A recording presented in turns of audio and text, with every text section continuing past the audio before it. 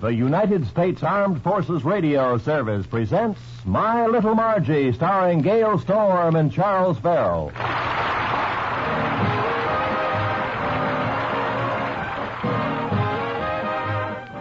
Sunday breakfast at the Albrights is usually a relaxed, carefree meal, as Margie reads the woman's page of the Sunday paper and her father reads the comics. The financial page. But this morning, neither Margie nor her father is in a happy frame of mind. Dad, why so glum? Oh, Connie and I had a spat last night. What did you do this time? What do you mean, what did I do? Why does it have to be my fault? Well, it doesn't have to be, but it usually is. Well, this time it wasn't. What started it? Oh, we had a date for dinner, and I stopped off at my club for a cocktail and got into a discussion about stocks and bonds, and I didn't notice the time. So you were late for your date, huh? Yes, and Connie didn't believe my story, and one word led to another. She said, "You're a prevaricator," and I said, "You're a crank." And she said, "You're deceitful," and I said, "You're insulting." And then she said, "You're a savage and human brute and don't know how to treat a sensitive woman," so I said, "You're a nagging, cold-blooded hag." Then what? Well, after that, we began to argue. She insisted unless I resign from the club, she won't see me anymore. Are you going to resign? I should say not. No woman is going to twist me around her little finger. Dad, you can't afford to let Connie go out of your life just like that. She's still a young girl, you know. And as for you, it's later than you think. Well, I'll admit that I'll never see 35 again. If you did, you'd never recognize it after all these years. Well, never mind me and my problem. What's wrong with you today? You don't look very happy either. I'm not. Freddie and I had a quarrel, too. He was supposed to meet me downtown yesterday and take me to a movie, and he was late. Well, did you see the picture? No. By the time he showed up, it was 6 o'clock and the price changed. Well, knowing Freddie, I'll bet he timed it that way. And then to top it all off, on the way home, we stopped for a bite to eat. The waitress was one of those baby-faced blondes, and Freddie couldn't keep his eyes off of her. When his hamburger came, he poured a whole bottle of ketchup. Well, what's wrong with that? He poured it on my ice cream. Well, believe me, you're going to be a lot better off without Freddie Wilson around. Oh, I wish I could be as sure of that as you are. When I look at his picture on the mantel, I feel miserable. I know what you mean. His picture affects me that way, too. Well, what are you going to do about your situation with Connie? What do you mean? What am I going to do? If she wants to make up, she knows where to find me. He said the same thing about you. Mrs. Odette, were you listening outside our keyhole? Why, Margie, what makes you think that? I just took a shot in the dark on account of the words Yale Lock are stamped on your ear. Oh, what's the difference? Mrs. Odette, what were you saying about Connie? She phoned a friend of hers and told her that if you wanted to make up, you knew where to find her. I heard the conversation on the party line. Party line? I never knew that Connie's phone was on your line. Everybody's phone in this building is on my line. Well, if Connie thinks I'm going to go crawling to her, she's got another think coming. She's being unreasonable. Why is it that every time a couple have a quarrel, the man always insists it's the woman who's being unreasonable? Why should I resign from my club because she wants me to? Mrs. Odette, I'd like to appeal to you as a woman of the world. Well, you certainly don't appeal to me as a man of the world. Oh, please, don't you think Connie's being unreasonable? Do you believe in clubs for men? I certainly do. Every time a third husband got out of line, I used to belt him with them. Oh, I give up. Margie, what are you going to do about Freddie? What am I going to do? Nothing. It's up to him to make the first move. Well, if you people want me to intercede, I'll be happy to offer my services. I've had a lot of experience straightening out quarreling couples. You have? Oh, yes. Take my two friends, Emily and Joe. From the first day that they became engaged, they argued and fought like cats and dogs. I told them what to do, and today they're extremely happy. What happened? Each of them married somebody else. Well, that's probably the best thing for Connie and me to do. Come in. Hello, Mr. Albright. Oh, hello, Freddie. Hello, Mrs. Odette. Hello, Freddie. Hiya, Margie. Ha! Gee, it got cold all of a sudden. Margie, that's no way to greet me. Freddie Wilson. Especially after I brought you a present. A present? For me? What is it? A 3-piece sweater set. A 3-piece sweater set? Yeah. Here, open it. Well, how do you like it? Freddie Wilson, is this what you call a 3-piece sweater set? Sure. Get a load of this. A ball of yarn and 2 knitting needles. Freddie, this is the last straw. Oh, it's not straw. It's pure wool. Oh, I've had enough. I'm going over to Connie's apartment. Gee, I thought she'd like it. You knucklehead. What kind of a gift was that to bring? A ball of yarn and 2 knitting needles. Well, I didn't know her sweater size, and I figured if she had any yarn left over, she could knit me a pair of socks. Freddie, I'm afraid your goose is cooked. Gee, Mr. Albright, what am I going to do? Who cares? I've got my own problem. Women. Bah! Women. Bah! Oh, you two men certainly talk big. You couldn't get along without us women. Who couldn't? What's a woman? As Kipling once said, a woman is just a rag, a bone, and a hank of hair. Yes, and all men are in the junk business.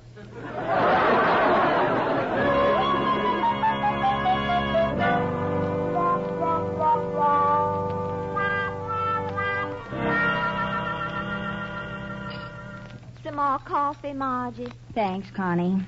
How do you like that Freddie Wilson? Trying to pull that 3-piece sweater gag on me. Oh, men are all alike. First they deceive you, and then they try to pull the wool over your eyes. Yeah. Maybe you're not giving Dad the benefit of the doubt. Maybe he was at his club discussing stocks and bonds. More likely, he was discussing stocks and blondes. And then he had the nerve to tell me he got confused with the time, that his watch had daylight time and the clock in the club had standard time. What an excuse. Yeah. He can't two-time me. There's only one thing that makes me hesitate to call him a bare-faced liar. What's that? His mustache.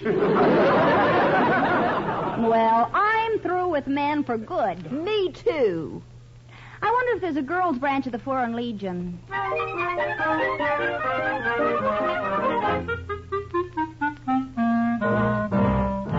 Gosh, Mr. Albright, if Margie doesn't make up with me, I'll blow my brains out. With what, a pea shooter?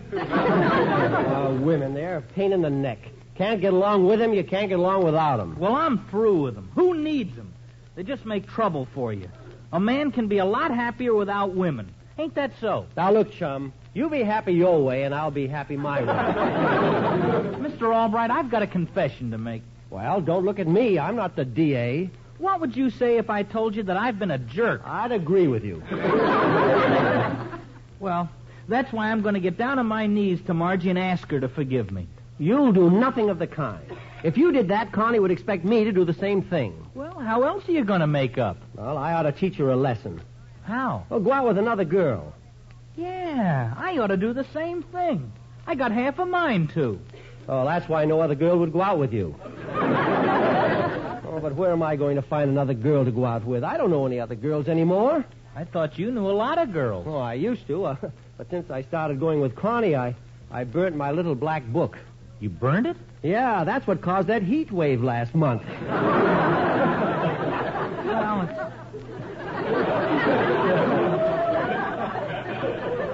Oh, wait a minute. I've got an idea. A friend of mine is a theatrical agent. I'll call him and we'll hire 2 actresses to go out with us. When Connie and Margie see us, well, that'll do the trick. oh, boy, actresses. Oh, boy. I'll call him now. Hello? Hello, Frank Post, Theatrical Agency? Was that you, Frank? Oh, this is Vern Albright. Frank, I've got a favor to ask. I'd like to hire 2 gorgeous actresses to take to dinner tonight. Oh, no. It's just a gag. Give me their phone number and I'll explain the whole thing to them. Swell. What's their names? Millie and Tilly? Oh, thanks, Frank. Goodbye.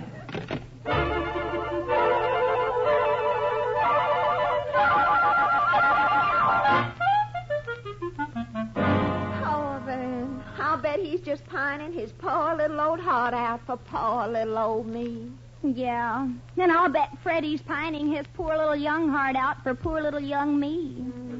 I wonder what they're doing right now. What can they be doing? Nothing. You know, Connie, I've been thinking. Maybe I'm being too rough on Freddie. After all, he's a good kid. Well, so is your father. Kid? Well, anyway, just because I'm miserable, it's no use making that miserable Freddie miserable, too. I feel the same way about Vern. Well, what do you say we swallow our pride and make up with them? I'm all for it. Come on. I guess we're doing the right thing, aren't we, Margie? Oh, of course we are. Well, here comes Mrs. Odette. Why, Mrs. Odette, what happened to you? Where did you get that black eye? The Websters and 9C just had a lulu of a brawl. Well, don't tell me you got mixed up in it. Oh, no, I got this shiner from the doorknob. They opened the door suddenly, and I didn't jump back in time. They wanted to see if anyone was listening at the keyhole. The sneaks. Well, I've got to go and get a steak. See you later.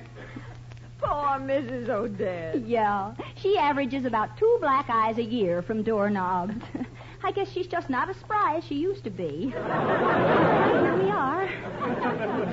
Let's go in and humble ourselves. Yes, we ought to. Nice of you to say Wait that, a minute. Millie. Isn't that Vern's voice? Oh, that's right, Millie. I'd like to have you meet me at Pierre's for dinner. He's making a date with another girl. Tell her to bring a friend along for me.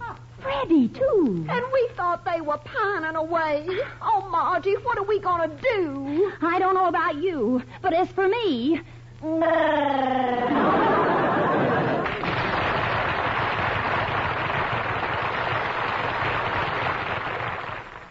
Thanks for letting me wear the snazzy tie of yours, Vern.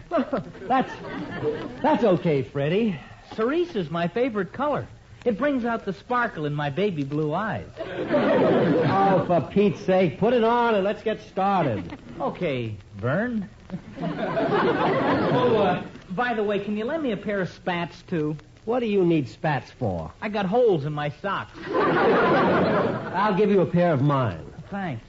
Hey, gee, do you think this stunt's going to work? Oh, of course it will. When Connie sees me with another girl, she'll break her neck to make up with me. Yeah. Margie will probably do the same thing when she sees me with another girl.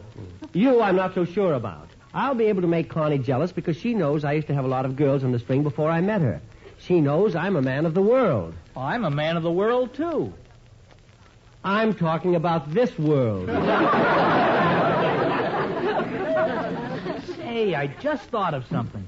How will Margie and Connie know that we're going to have dinner at Pierre's with 2 other girls? Well, that's simple. Open the door, Freddie. Hello, Mrs. Odette. Oh, hello, Mr. Albright.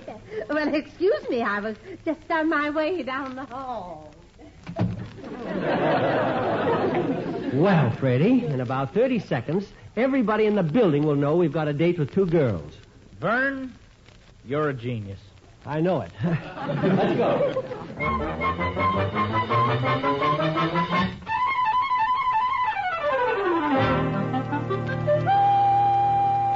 Oh, Connie, I feel awful. So do I.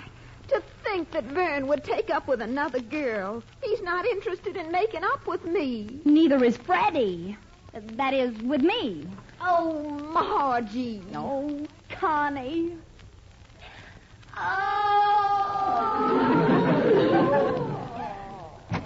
Okay, knock it off. Knock it off. And turn off those tears.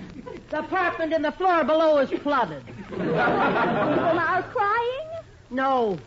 There's a drip under the sink. Now, dry your eyes. I got news for you. Your guys are going out to dinner with 2 dolls. We know. How'd you find out? When they made the date, we were listening outside the door. Stealing my stuff, huh? How much did you overhear? Well, just that they're meeting 2 girls at Pierre's. Is that all? Yes? Amateurs. Mrs. Odette, what do you mean? The 2 dolls they're taking out are a couple of actresses that they hired for the occasion. What? That's right. Freddie figures if you see him with another girl, you'll break your neck to make up. And your father figures that Connie'll do the same thing. Well, this puts another light on the matter. Yes. Oh, thank goodness Mrs. Odette's tipped us off.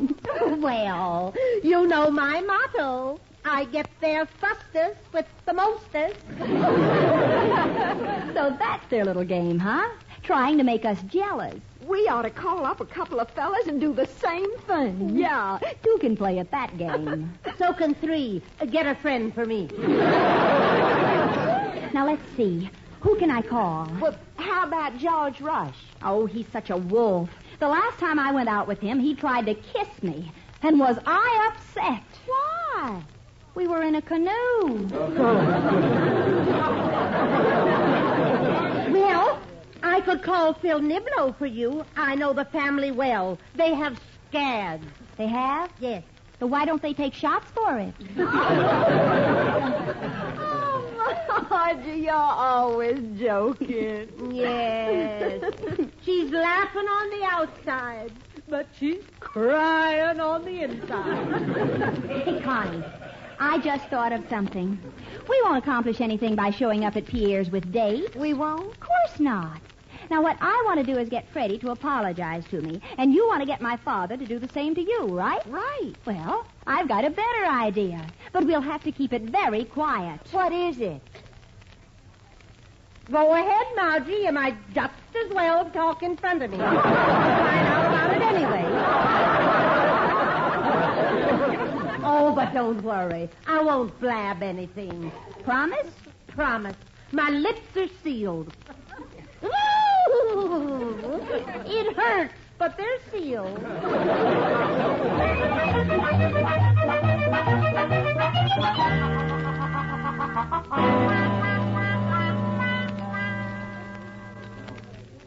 Gee, when are those two actresses going to get here? Oh, take it easy, Freddie. They should be here any minute. I told the head waiter to show them to our table. Well, I hope that... Holy Toledo! What's the matter? Get a load of those two gorgeous blondes coming this way. Wow! Wowie, wow! Hubba. Excuse me. Which one of you distinguished gentlemen is Mr. Albright? Oh, that's me. I'm Tilly Smith. And this is my girlfriend, Millie Brown. I'm pleased to make your acquaintance. How do you do? This is Freddie Wilson. Hi. Likewise, I'm sure.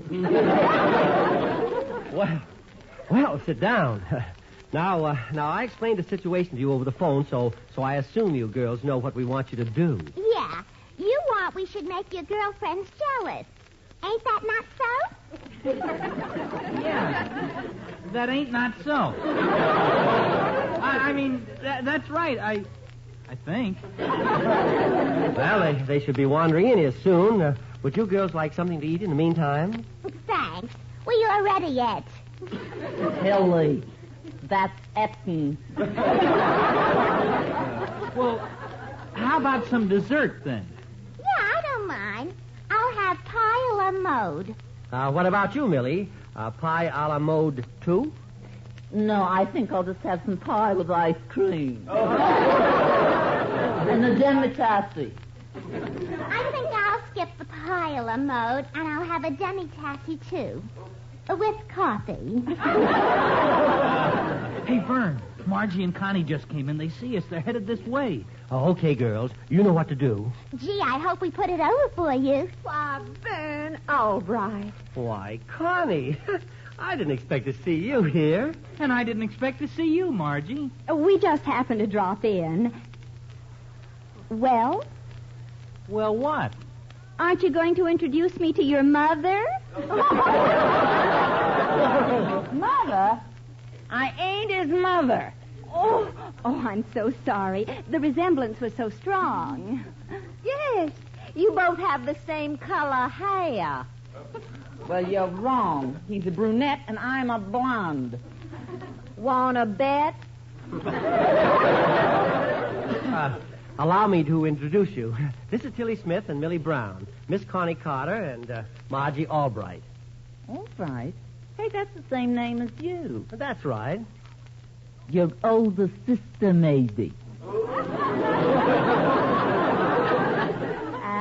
Touche. She happens to be my daughter. Connie, would you like to join us? No, Van. I just can't stand the sight of you with another girl. How about you, Margie? I can't stand the sight of you either. That is, with another girl. Well, we have to go now. We must get to the theater. We're performing tonight, you know. Be careful. Don't fall off the runway. We'll see you gents after the show, like usual. Okay, girls. See you later. Goodbye, Vernikin. Goodbye, Freddikin. So long, girlykin.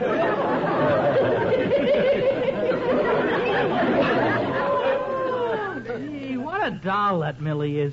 And she's crazy about me. Oh, and Tilly is crazy about me. Van, does this mean the end? Well, I can't help it if another girl is stuck on me. Me either. I wouldn't want to break your heart, Connie. And I wouldn't want to break your heart, Margie. Oh, that's big of you. Of course, if you want to apologize and make up. Oh, no. If I apologized, you'd have no respect for me and you'd hate me. Better you should apologize and I'll hate you. I feel the same way, Connie. That is, from Freddie's point of view. Van, how long have you known this girl? Oh, Tilly and I have been smoldering for years. Yeah, and Millie and I have been smoldering for years, too. Well, why don't you jump in the lake and put out the fire? Hey, here's the two guys, Harry. Boy, I can't wait to get my hands on them. Who are you? Allow me to introduce myself. My name is Larry Smith. I'm Tilly's husband. Yeah, I'm Harry Brown, Millie Brown's husband. So you're the two guys who've been running around with our wives, eh? Yeah, boy, we were waiting to catch up with you. Now, just a minute. There must be some mistake. I just met your wife for the first time tonight. And I just met your wife for the first time. But you just said you've been smoldering for years. Smoldering, huh? Yeah. Okay, which punk should we slug first? Let's slug the sappy-looking one first. Please, Mr. Albright's an old man. Hit me first. You're the guy I'm talking about. I'm going to punch you right in the nose. Now, wait a minute. Freddie, take off my tie. I don't want you to get blood on it. This'll serve you both right. Yeah, running around with married women. Shame. If you fellas will give me a chance, I can explain everything. Better make it good, chum. Yeah. I didn't know Tilly was married, and in fact, I never saw her before. I hired her as an actress to have dinner with me just to make Connie jealous so she'd make up with me. Yeah, that's the truth. Millie came along so I could make Margie jealous for the same reason. Yes, you ask Frank Post, their agent. He'll verify our story. Frank Post, okay? We'll check with Frank. But if you two monkeys are giving us a runaround, we're going to look you up and beat the daylights out of you. Yeah. Now remember that. Come on, Harry. Yeah.